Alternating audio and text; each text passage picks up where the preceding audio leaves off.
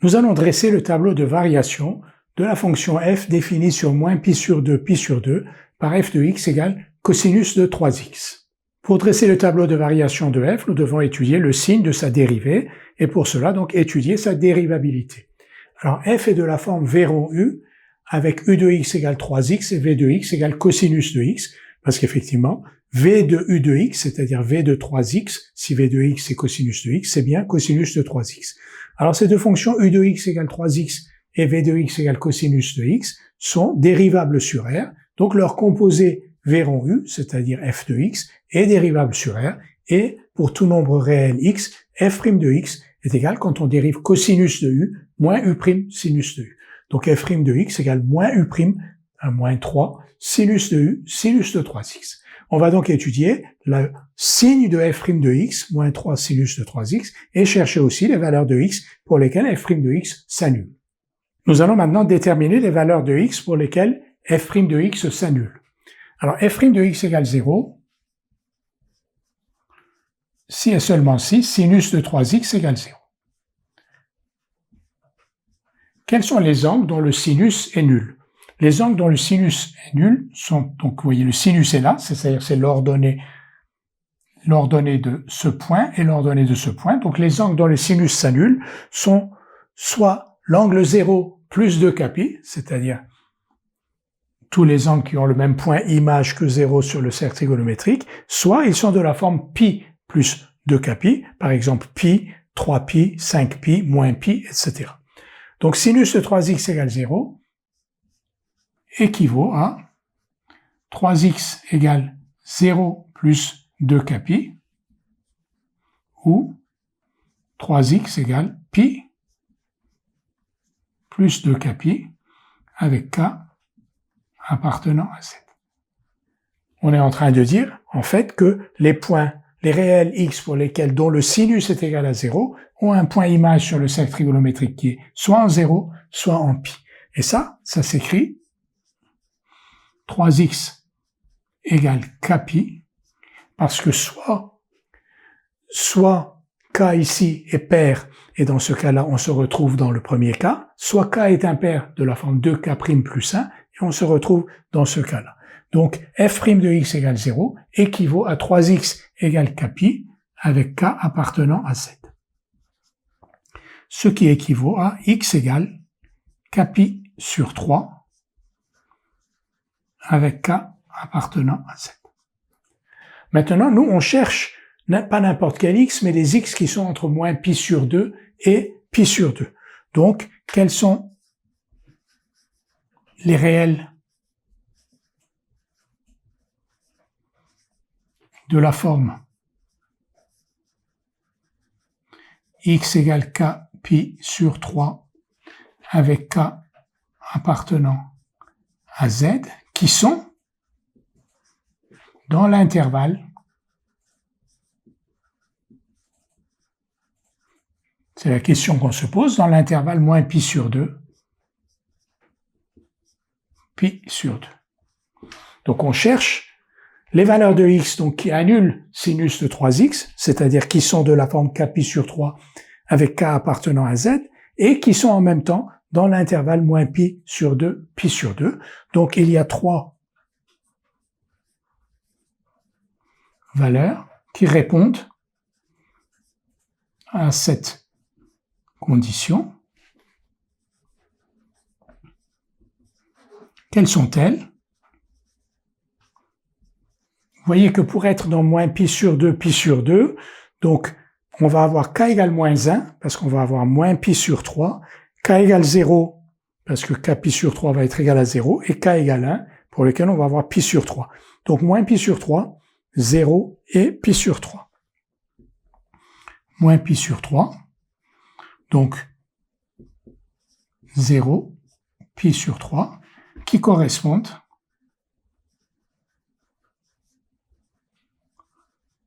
à k égale moins 1, k égale 0 et k égale 1. Nous allons maintenant dresser le tableau de variation de f. Donc, x varie de moins pi sur 2 à pi sur 2. On a vu qu'il y avait trois valeurs remarquables pour lesquelles f' s'annulait. moins pi sur 3, 0 et pi sur 3. Nous allons maintenant déterminer le signe de f' de x, c'est-à-dire de moins 3 sinus de 3x, sur chacun de ces 4 intervalles. D'abord, si x appartient à moins pi sur 2, moins pi sur 3. Si x appartient à moins pi sur 2, moins pi sur 3, c'est que 3x est compris entre moins 3 pi sur 2 et moins pi. Moins 3 pi sur 2 et moins pi, on va représenter ces points-là sur le cercle trigonométrique. Moins 3 pi sur 2. Donc, moins pi sur 2, moins pi, moins 3 pi sur 2, ici. Moins pi, le voilà. Donc, x est compris entre moins 3 pi sur 2, 3x, pardon, est compris entre moins pi et moins 3 pi sur 2. Donc, il est plus grand que moins 3 pi sur 2 et il est plus petit que moins pi. Donc, il est ici. En tout cas, il est dans ce demi-plan-là. S'il est dans ce demi-plan-là, son sinus est positif ou nul. Voyez. Si son sinus est positif ou nul, f' de x, qui est égal à moins 3 sinus de 3x, est donc négatif ou nul. Maintenant, on va s'intéresser à l'intervalle moins pi sur 3, 0. Donc, si x appartient à moins pi sur 3, 0, 3x est compris donc entre moins pi et 0 sur le cercle trigonométrique. Moins pi est ici, 0 est là, donc 3x est compris entre moins pi et 0. Sinus de 3x est donc négatif ou nul, et f' de x, qui est égal à moins 3 sinus de 3x, est donc positif ou nul. Donc ici, plus. Maintenant, nous allons nous intéresser au signe de f' sur l'intervalle 0 pi sur 3. Si x appartient à 0 pi sur 3, c'est-à-dire si x est compris entre 0 et pi sur 3, 3x est compris entre 0 et pi, 0 et pi, donc sinus de 3x, et le sinus va être par là, le sinus dans le demi-plan, donc supérieur, sinus de 3x va être positif ou nul, et f' de x qui est égal à moins 3 sinus de 3x va être négatif ou nul.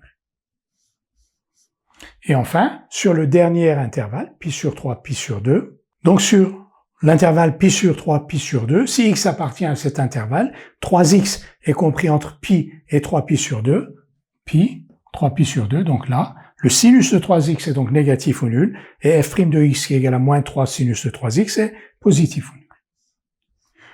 Notre fonction f, elle est donc décroissante sur moins pi sur 2, moins pi sur 3, elle est croissante sur moins pi sur 3, 0, décroissante sur 0 pi sur 3, puis croissante sur pi sur 3, pi sur 2. Vérifions avec les valeurs de f de moins pi sur 2, f de moins pi sur 3, que tout cela est cohérent. Si on remplace x par moins pi sur 2, cosinus de moins 3 pi sur 2, ou de pi sur 2, c'est la même chose, c'est 0. Donc ici, nous avons 0. En moins pi sur 3, si on remplace x par moins pi sur 3, on a cosinus de moins pi, ici, moins 1, qui est donc cohérent, 0, moins 1, avec une fonction décroissante. Pour x égale 0, f de 0 égale 1, cohérent aussi avec la croissance la flèche montante que l'on a ici. Pour pi sur 3, cosinus de pi, c'est moins 1. Et en pi sur 2, cosinus de 3 pi sur 2, c'est 0. Donc le tableau est cohérent.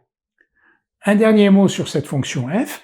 F de moins x est égal à f de x. La fonction cosinus est une fonction paire, comme vous le savez. Le domaine de définition moins pi sur 2 est centré par rapport à 0. Il est symétrique par rapport à 0. Donc la fonction f est paire.